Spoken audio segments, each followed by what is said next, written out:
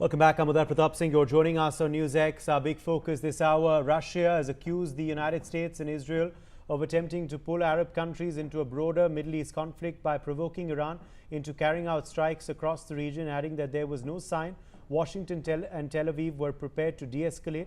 In a statement, Russia's foreign ministry said the two allies had deliberately pushed Tehran into launching retaliatory attacks on targets in some Arab states, resulting in human and material losses. Well, this is of course the big story we are tracking. Joining us live is Commodore DS Sodhi, defense expert. Commodore Sodhi, big news of course coming in at this point. We are continuing to track the Middle East conflict, and now in this latest information that we are of course putting out for our viewers, Russia has of course made this accusation on Israel and also on the United States of America. How do you view what they say? Well, you see, so far as Russia is concerned, what Russia did in Ukraine, we all know about that. But with regard to the present conflict where US and Israel carried out the strikes on Iran, you know, the whole world is of the view that it could have been handled in a better way. And these sort of attacks should have not been done the way they have been done. Russia coming up in the open and saying this, okay, we do agree that what concern Russia is showing, it is because the whole world is going to get into this.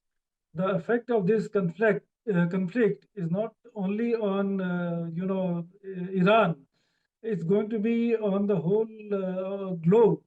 So the concerns which are being shown by the various countries are justified, and there should be some sort of a diplomatic channel talks to see to it that this conflict comes to an end. More breaking news, in fact, as well, that we're tracking now. European Union Foreign Policy Chief Kaja Kallas has said countries across West Asia have conveyed deep unease to European leaders over the possibility that the ongoing confrontation between Tehran, Washington, and Tel Aviv could tip Iran into civil war. Big developments. Manan Dwivedi, foreign affairs expert, joins us for more on this story. Manan, a reaction now from the EU coming in. The EU foreign policy chief saying that countries across West Asia are concerned that this could spiral into a broader conflict and it could in fact lead to a civil war within Iran. Yes, definitely. There are multiple and dual-pronged consequences and aftermaths which are attached to the present condition of the conflict, which is going on between Iran being on the one side, the axis of resistance, that is, and the coalition of the willing, here represented by United States of America and Israel.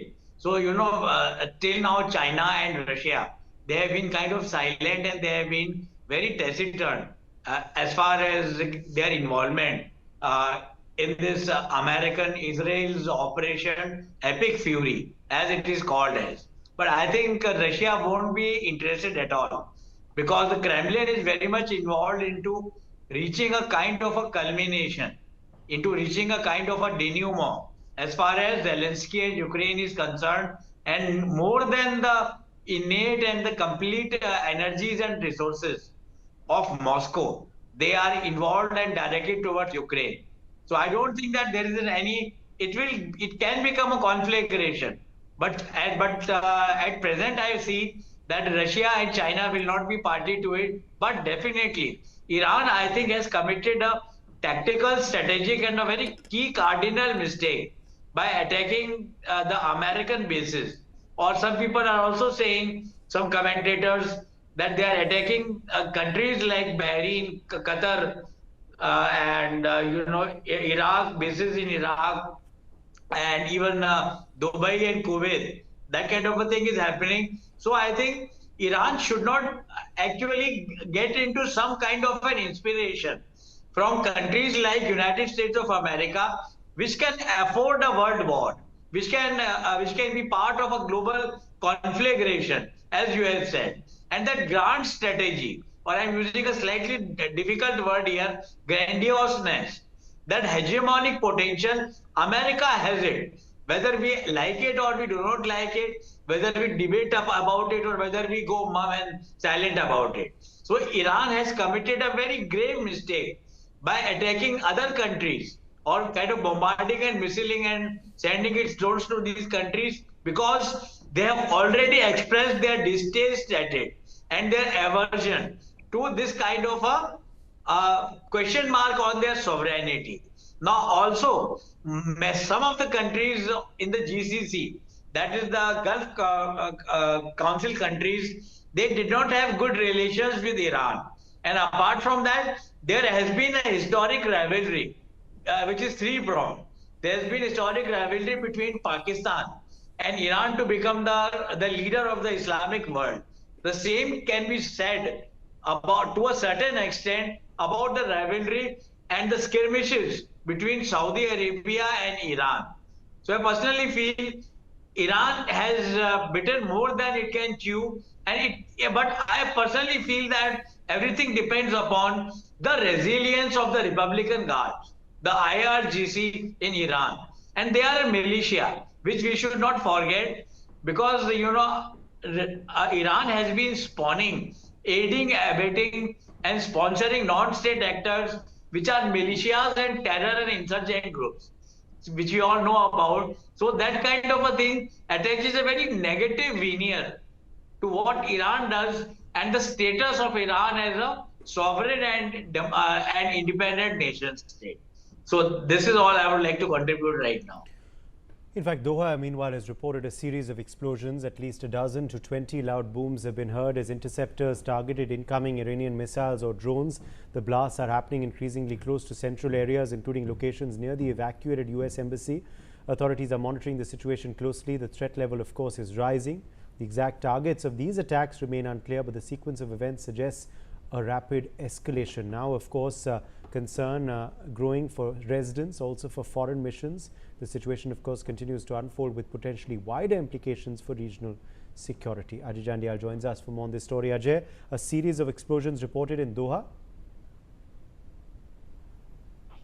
Yes, multiple explosions took place there in the Doha in Qatar, and immediately after this explosion took place, the troops and the security forces, they rushed to the spot and evacuated the injured. 6 people have been injured in this explosion, and this is not the first time. Even in the past, we have seen that for the last 6 days, back-to-back attacks was carried out by the Iranian with the help of missiles, and they targeted once again Doha. Means that they want to, to ensure that any chance of targeting the US bases over there, that can be done. But the thing is that how they are going to, tackle the situation. If these countries will start retaliating and start taking, steps to counter this attack, then definitely it will be tough for Iran as well. Now, people, those who are injured, they have been shifted to the hospital where treatment is going on, and people have been conveyed, those who are living in these areas, that to follow the instructions of the authorities and stay inside their houses and the safe places whenever these sirens are ringing over there. Okay. Let me in fact also take that to Commodore DS Sodi, because Commodore Sodi, what we're seeing now is the locations become more central of these blasts, of these explosions, these booms heard, I think quite close to the evacuated US embassy there. Uday, my co-panelist had said that whether Iran has taken the right decision by attacking, the Middle East countries. Well, when you look at it, you see what option Iran had. One option was to attack Israel, which Iran is doing. The other option of attacking American bases and maybe even Cyprus, attacking the UK airbase.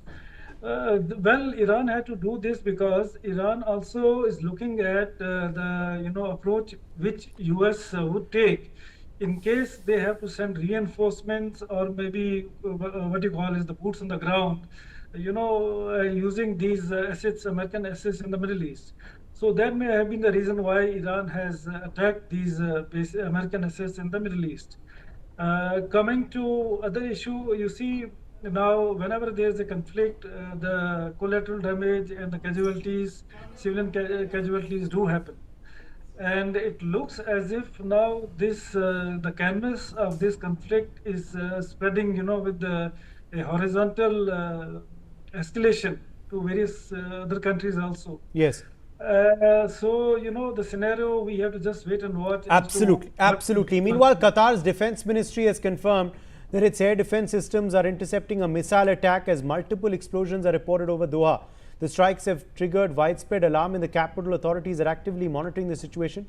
Details about the origin or targets of the missiles are not yet though released. So Qatar has confirmed that they are intercepting several missiles launched towards them as we speak, Ajay. Yes, Qatar is having a anti-missile system as well, and they say that number of missiles they have already detected, and several were destroyed as well. But they have confirmed that this has happened over there, and which also injured 6 people, those who have been shifted and evacuated and shifted to the hospital for the treatment. But yes, as I said, that things has to be seen in the coming days as well, because if this is not going to be stopped, because it's a 6th day when these attacks are taking place, and Qatar, Doha was also in the past as well. It was on the target, and several other countries are also hit by Iran. So that has to be seen that how things are going to be solved as far as the. Yes, Manan Dwivedi, let me get you in here on this statement by Qatar and what you make of this fresh onslaught of missiles that are currently being intercepted by their air defense systems.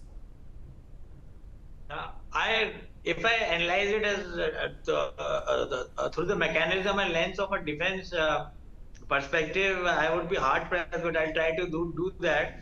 I personally feel that some of the talk is doing the rounds in the countries which are facing the missile barrage from Iran, that some of the Arrow 3s, the Iron Domes, and other anti-aircraft missiles and anti-missile blockers and enablers, they have failed to a certain extent as far as one reading and one school of observation and witness is concerned.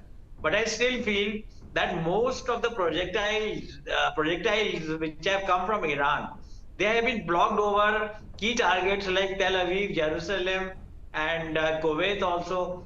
Some stray debris might fall, or because I'm talking about the air of invincibility that some of these technological gadgetry and weaponry has, when one relates it to the Israelis and the Americans. Now, if we come down to a very, very, very common theorization which defense analysts use, then I think it's a multi-layered nature of air defense, which is something which becomes the order of the day, or which defines the manner in which a country can be protected against missiles, bombers, and drones. The first layer, if we look into it, I am no expert at it, but that is what I relate to the subject, the MP-LEDs, wherein air defense shoulder-launched bombs and missiles and other missiles other than the SAMs.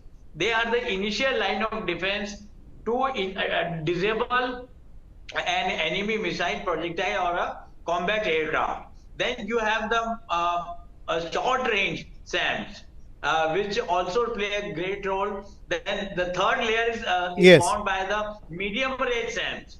The fourth range is formed by the longer range SAMs, which can Absolutely. really follow and go for the kill. Absolutely. So I think apart from this theorization, I think Irani